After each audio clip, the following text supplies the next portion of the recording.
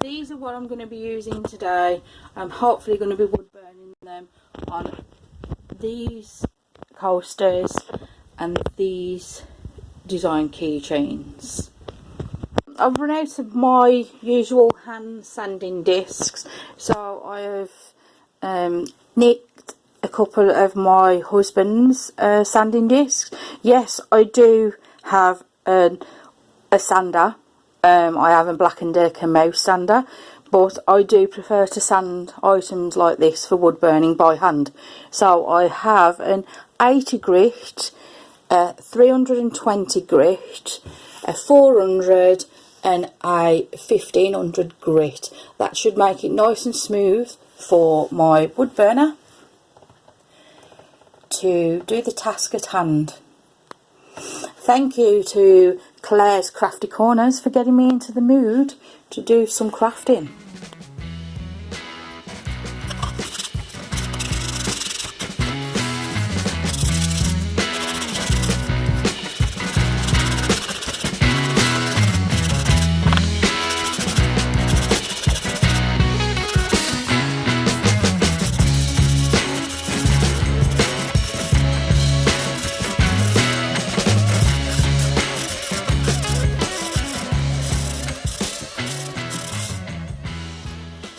That's the first one sanded. I won't bore you with the rest of the sanding. So what I've done here is, if you can see, that's the picture I'm doing. I've put my carbon paper on the bottom and the picture on the top, aligned to where I actually want to wood burn the picture. I have sellotaped it at the back because that's the easiest way to do. Try and get the picture as tight as possible so it doesn't move while you're penciling over it, because that's what I do. That's that one. Now let's see if we can fit some of the small ones. So let's try with the bell first. So what I'm going to do is I'm going to just cut round the pattern that I've made, making it slightly bigger, just so you make sure that you've got enough. Sorry about that, that was my light. My ring light. I shall have to get that now. Anyway, I'll do that in a minute. So we've got the bell. And what I'll do is I shall fix that like that. So make sure that the bell is where you want it to be. Obviously I'm going blind on this one, but you can tell because you can score around the circle. So, and then what I'm going to do is I'm going to fold it as best I can just to keep it in place. You just need it to be kept in place. So that should be good enough to keep in place. Oh, it's moved. See, you have to be very careful. And put that on there while I get my sellotape. Decent size sellotape, because you can always cut it down. I always say, why not have enough more instead of too little. Yeah, so that's, make sure you get the picture as well, because if you don't, there will be problems and it will shift, and you don't want it to shift halfway through, because if it does, you've basically ruined the piece. You'd have to sand it back down. So the bell fits on there perfect, which is brilliant, because I didn't think I'd got any pictures for that, but there we go, there's the bell. I'm going to come off camera now, sort out my light and do the rest and enjoy the rest of my cup of tea.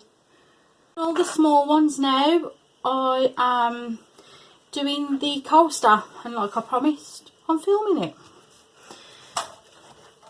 So just bear with me at the moment where I do it.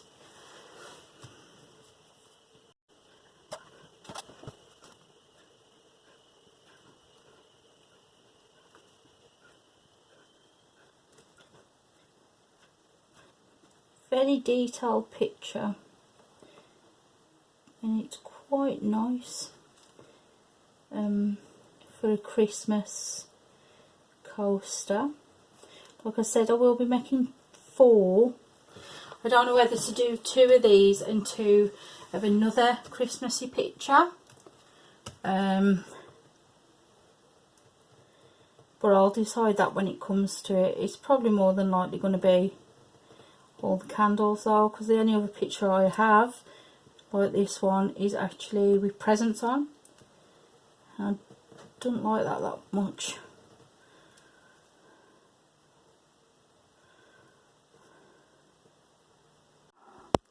So I've put this on this second coaster this morning. That's what it looks like before burning. Carbon paper is really good. I've found the 2 last pictures for the 2 last keyrings, and that's going to be on the other coaster, and that's going to have a matching one too. So this is what the pictures will look like when you've used carbon paper. This is my prints so far, and I also have 2 more to do as well to match the bottom 2. They are a set of 4, but obviously, you know, you can have a set of 2 if there's only 2 of you in the household.